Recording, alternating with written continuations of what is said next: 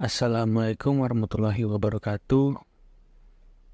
Perkenalkan, nama saya Muhammad Zikri dari kelas 2C, mata kuliah pengantar manajemen semester 2, dan saya akan mempresentasikan hasil kerja saya pada hari ini, yaitu ngerangkum pengantar manajemen bab 1, sejarah teori manajemen. A. Sejarah pengembangan manajemen. Sejarah pengembangan manajemen tidak jauh berbeda dengan perkembangan manusia itu sendiri. Artinya bahwa manajemen telah berlangsung sejak manusia itu berada di bumi ini, sering dengan perkembangan dengan tuntutan manusia yang untuk memenuhi kebutuhan hidupnya. Pada zaman purba atau zaman manusia juga menggunakan keterampilan dan keahliannya untuk membuat alat-alat dari batu guna merealisasikan tujuan hidupnya. Manajemen kemudian berkembang sesuai dengan perkembangan keahlian serta menghasilkan dan keterampilan yang diperoleh oleh manusia itu. Mempelajari sejarah manajemen sangat penting bagi kita untuk dapat memperoleh gambaran tentang bagaimana manajemen itu telah berlangsung pada masa lalu, bagaimana kemudian manajemen tersebut berkembang, prinsip-prinsip apa yang dikembangkan pada masa lalu, dan bagaimana manajemen tersebut berlangsung dewasa ini. Akhirnya kita harus pula mempelajari dan mengantisipasi perkembangan di masa yang akan datang, tentu saja juga akan menentukan arah pertumbuhan manajemen itu sendiri. B. Evolusi teori manajemen. Teori manajemen ilmiah. Gerakan manajemen ilmiah sebenarnya telah dimulai sekitar akhir abad yang lalu, di mana para insinyur Amerika Serikat dan Eropa mencari dan mengembangkan cara baru untuk mengelola sesuatu perusahaan. Beberapa variabel yang diperhatikan dalam manajemen ilmiah adalah sebagai berikut. A. Pentingnya para manajer dan menggerakkan dan meningkatkan produktivitas perusahaan. B. Pengangkatan dan pemanfaatan tenaga kerja dengan persyaratan-persyaratannya. C. Tanggung jawab kesejahteraan pegawai atau karyawan. Dan yang terakhir D.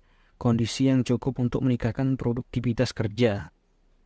Dengan pembagian kerja, suatu pekerjaan dapat dipecah-pecah menjadi bagian-bagian disiplin kerja yang terspesialisasi.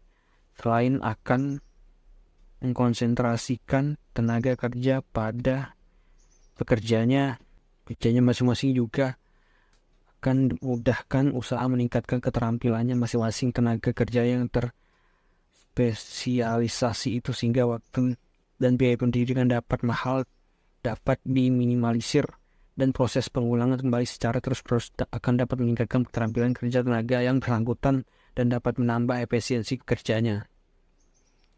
Dalam hal perbaikan kesejahteraan karyawan, antara lain diperhatikan pada metode pemikiran upah atau gaji pada karyawan.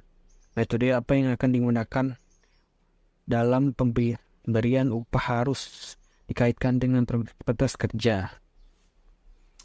Pendekatan ini disebut sebagai metode pemberian insentif.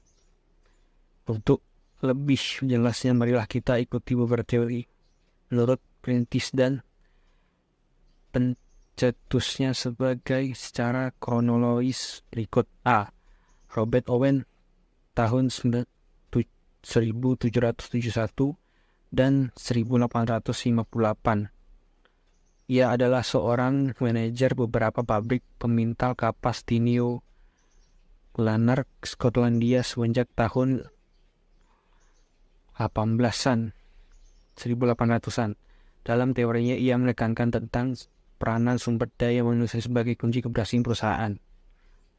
Kemudian B. Charles Babbage tahun 1792 sampai 1971 adalah seorang profesor matematika yang telah banyak mencurahkan perhatian bagi cara-cara kerja di pabrik supaya lebih efisien. Ia percaya bahwa penerapan prinsip-prinsip ilmiah dalam proses kerja akan didapatkan meningkatkan produktivitas kerja dan dapat menekankan biaya-biaya.